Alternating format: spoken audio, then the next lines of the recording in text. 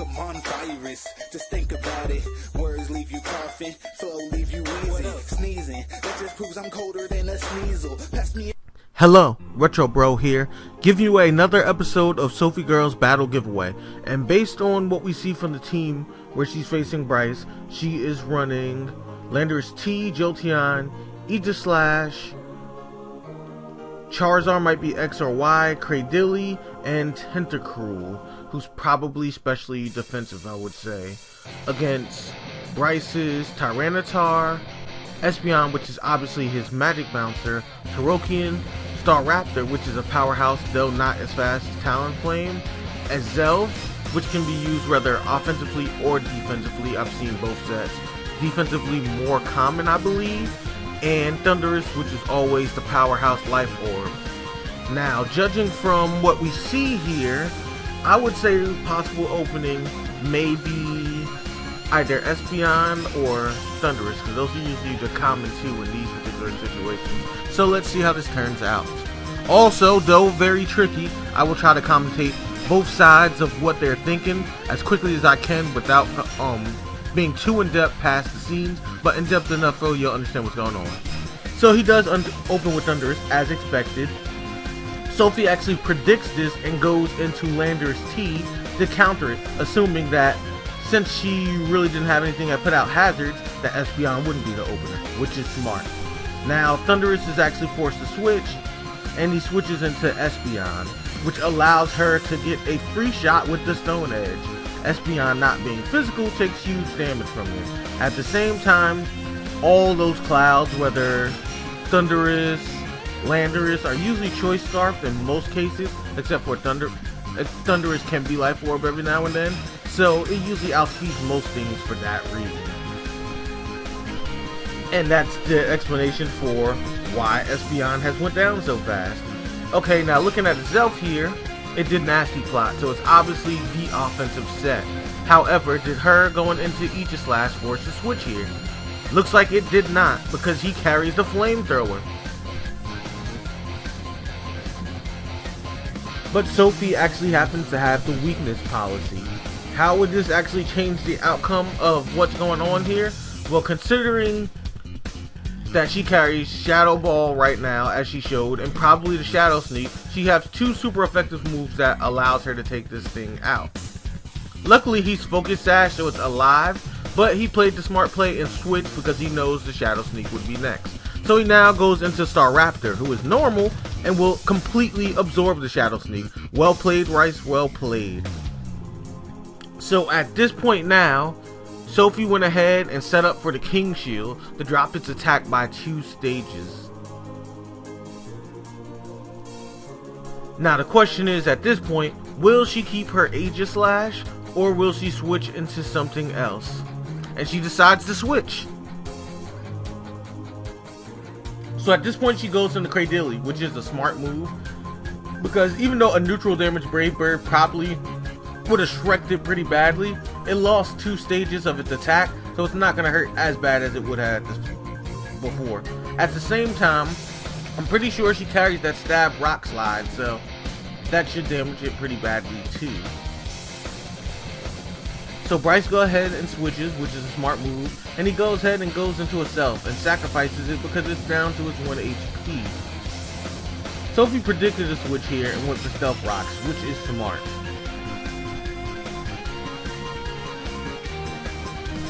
So at this point, I'm assuming a Self is faster, which he is, and he gets his free shot before he dies.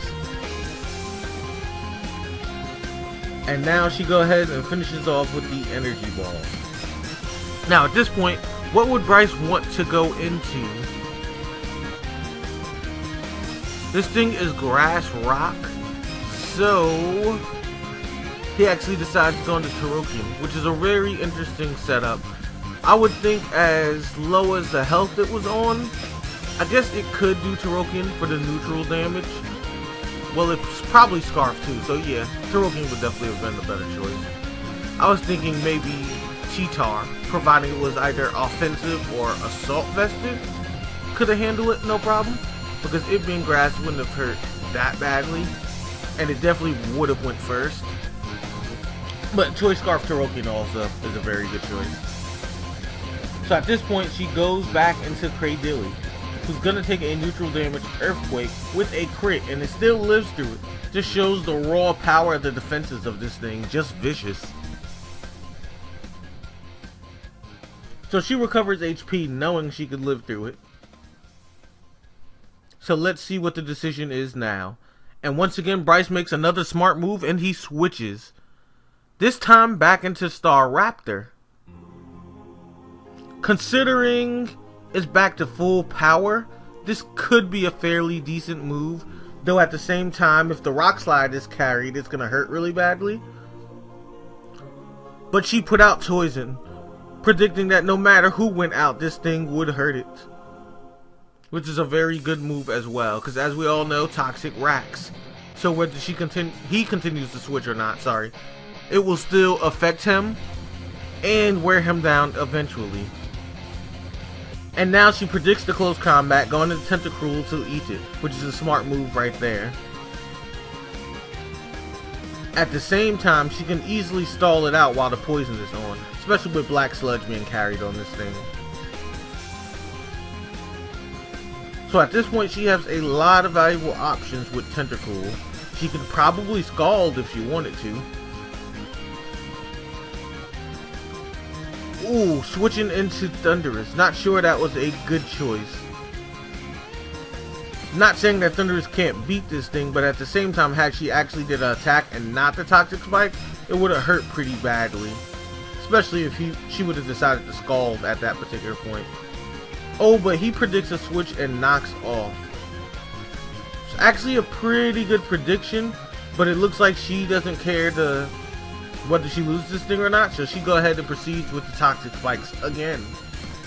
And at this point, now that he realizes that she's sacking it off, he's gonna go ahead and T-Vault.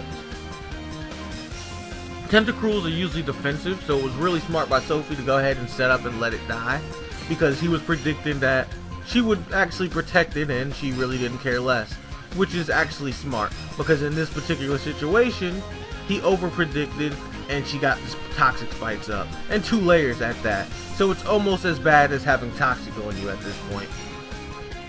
At the same time, Thundurus being Life Orb, he still drained some of his energy doing that Thunderbolt charge.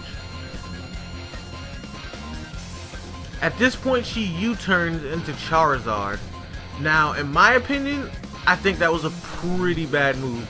I understand that the crit hit a lot harder, but Charizard is ridiculously frail. I'll admit that it's a Charizard X, so it takes hits decently once it's in its X form, but it's still a standard Charizard when it comes in initially. And that's a huge hit that you don't want on a powerhouse like Charizard, especially when it's your Mega and you probably want to anchor with it. However, she's prepared with the Roost, and it looks like she assumed that he would use the Prankster and T-Waver, which is pretty smart. At this point, Thunderbolt is resisted because it's now Dragon, but there's always the Paralyzation stance, and speak of the devil, there it goes. So at this point now, she's at the mercy of this Thundurus, and it's probably going to die from the Psychic, and sure enough, she does. Charizard was a serious powerhouse that could have been very valuable, so I feel like something should have probably been sacrificed there for the U-turn opposed to it. At this point now, she's Choice Scarfed, so she's definitely going to outspeed, and she can go ahead and get rid of the Thundurus.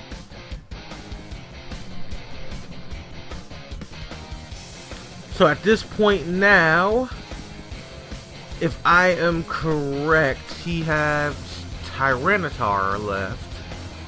What else does he have with Tyranitar other than Tyranitar? Ah, he still has Torokin left too, okay. So at this point, I'm only going to assume that she is Choice Specs and carrying HP Ice, which means she would outspeed. No, she switches, so she must not. No, it's Choice Scarf, so that must be why she actually switched. So she still may have the HP Ice, but knowing Torokin is Choice Scarf, she didn't risk trying to fight against his speed. Understandable. And unfortunately for Bryce, Stone Edge missed, but like I always say, that's why it's good to go for better accuracy moves. So I'm actually one of those guys that prefer to go Rock Slide over Stone Edge for that reason. So at this point, she goes for the superpower, and it just wrecks his life. Like in this particular case, he really couldn't do anything about it though, because if I remember correctly, aside from Staraptor, the only other switch was Tyranitar. So could Staraptor have taken that hit? Being normal flying, would have been neutral, so probably not. And at the same time, it would have been ×4 effective had he switched into Tyranitar. So he had no choice but to let Terrakion die in that particular case.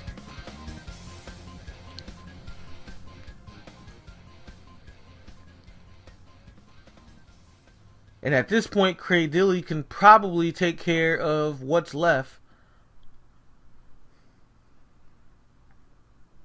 But he decides to switch into Tyranitar. Probably should have just let the Staraptor die, because allowing this thing to put Toxic on Tyranitar too is not something he wants to go down at this point. At the same time, Toxic Spikes was out, so it's not even necessary. This thing can just simply stall a little bit, because everything that Tyranitar does is neutral damage. If it's physical, the best it can do is the Earthquake. But she still makes the smart play and switches into Landorus T for that 4x effective power.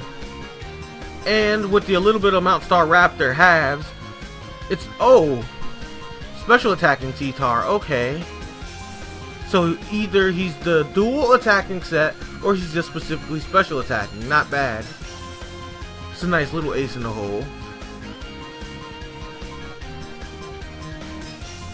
And here is Jolteon. Question is, what can Jolteon really do to a T-Tar? Well, that Thunderbolt was clearly choice spec because it was extremely powerful.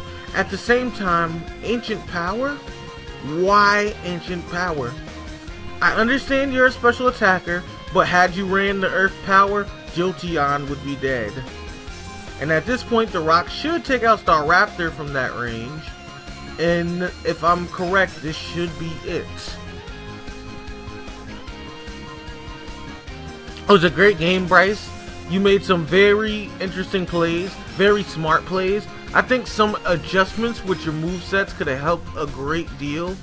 For example, your Tyranitar having Earth Power could have did you a lot more justice and possibly even gave you a better chance at the game, in my personal opinion.